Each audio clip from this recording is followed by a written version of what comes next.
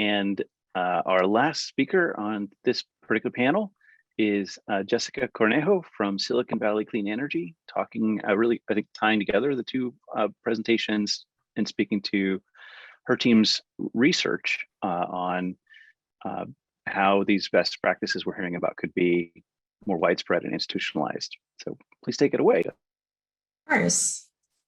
Let me go ahead and share my screen. Give me one quick moment here.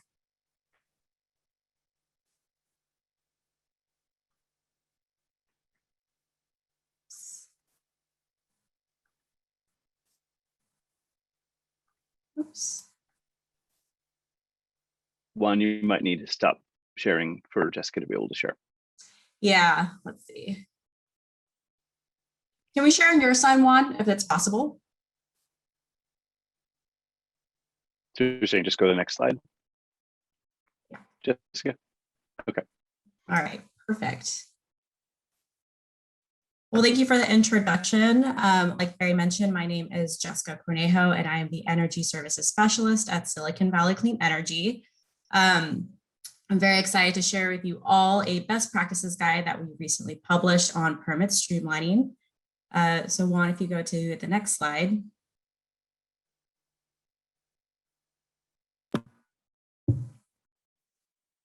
Okay, next slide.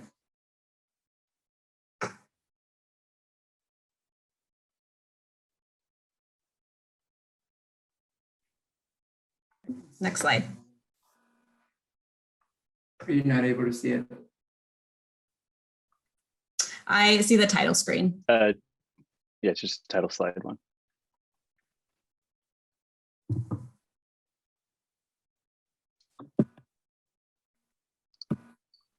Great.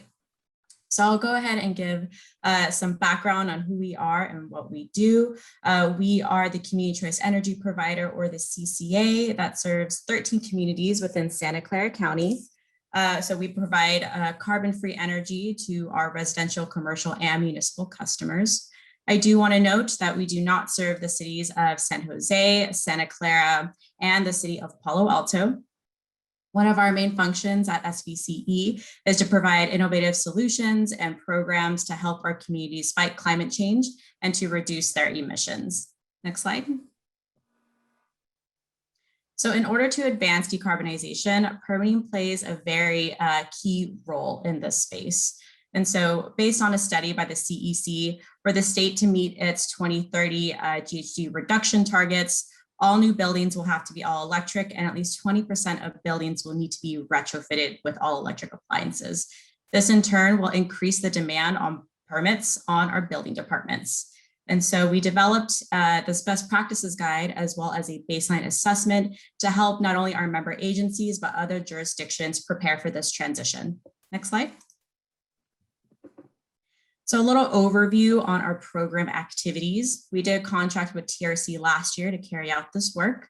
There was 2 deliverables in this work, which consisted of course, the best practices guide, as well as a baseline assessment. And so to produce these deliverables, TRC conducted extensive stakeholder outreach. And so they interviewed each of our 13 member agencies' building officials, collected public information on each of our city's building departments' websites, as well as conducted data permit requests as well. They also interviewed about 4 local contractors in our region, as well as a local electrification designer. Lastly, they also held a roundtable discussion with expert stakeholders, ranging from folks from BayREN and BDC, just to collect further feedback. Next slide. So I'll touch on the high-level findings from the baseline assessment.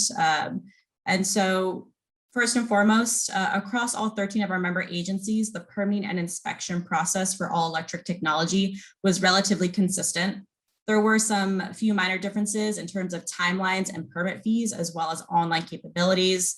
Few of our member agencies were able to have online systems up and running. Others were still doing paper. Others were just doing email submittal process. So it was a mixed bag of different capabilities that our member agencies adopted. Secondly, most of our agencies did not comply with AB 1236, which is the EV permit streamlining bill. We only have about 5 agencies who fully complied, which was a little bit of a surprise to us. Third, only 1 agency was tracking electrification permits based on specific technology. And lastly, staff trainings were severely impacted by COVID, and the building officials and their staff, one thing they were really open to was exploring different avenues and agencies who were offering trainings.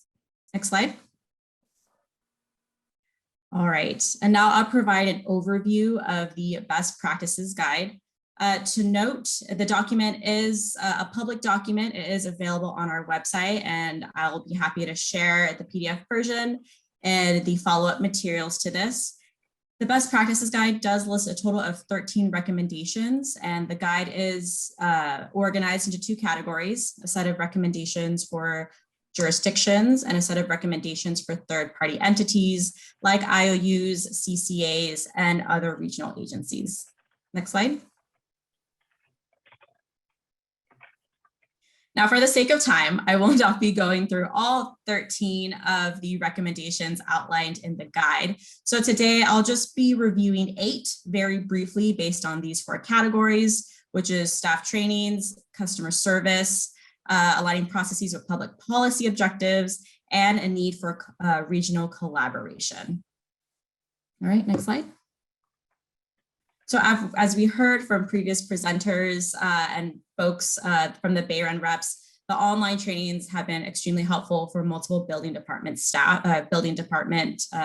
members.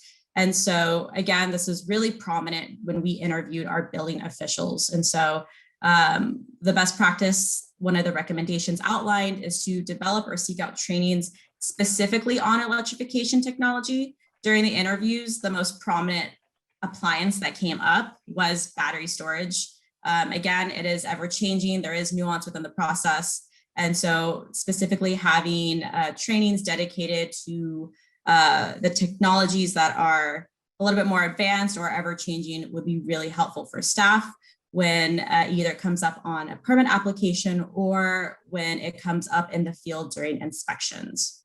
Next slide.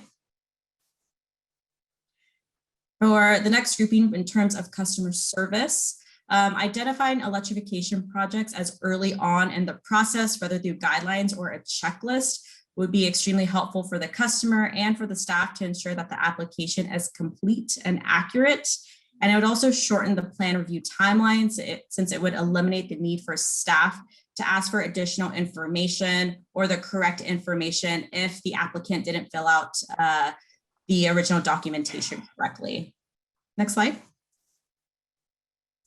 On a similar note, developing a dedicated application that combines documentation for common electrical appliances would also help ensure that the customer is providing the correct information on the permit application as well.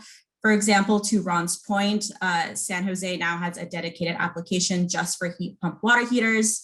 And so creating documentation like that would be extremely helpful for the customer. Also identify and fill out that application correctly. Another example would be the city of Cupertino. They actually have a permit titled the Alternative Energy Permit, which actually entails, which is a combo permit that combines PV, EV, and battery storage. Another recommendation outlined in the guide is to track electrification permit trends based on the appliance or technology type. So while many agencies have some level of tracking for major electrification technology like PV, EV, and panel upgrades, most agencies do not track based on appliance level. So for example, heat pump water heaters or heat pump HVAC systems. Having this information handy would be really helpful to gauge the level of adoption and installation in a given jurisdiction. Next slide.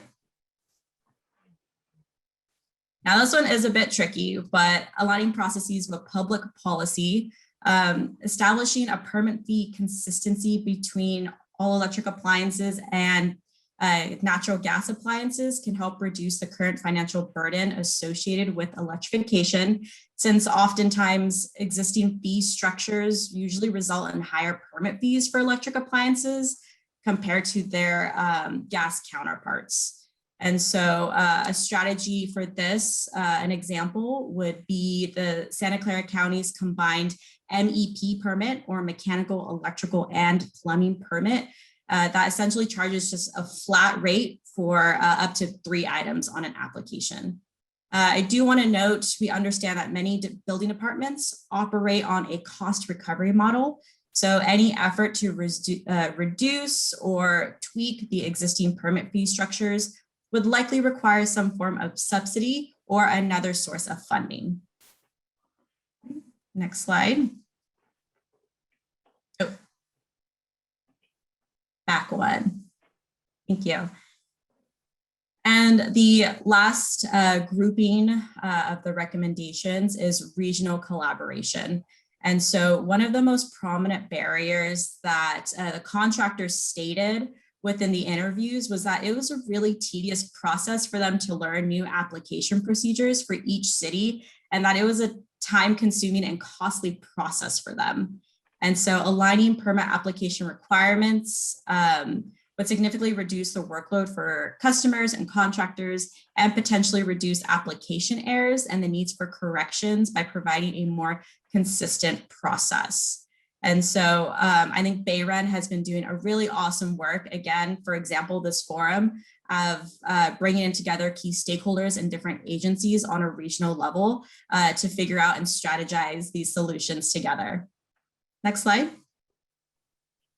So in terms of next steps, SBCE has been sharing the best practices guide with different stakeholder groups, and we've been collecting feedback on the recommendations, engaging to see which recommendations seem to be the most feasible to implement.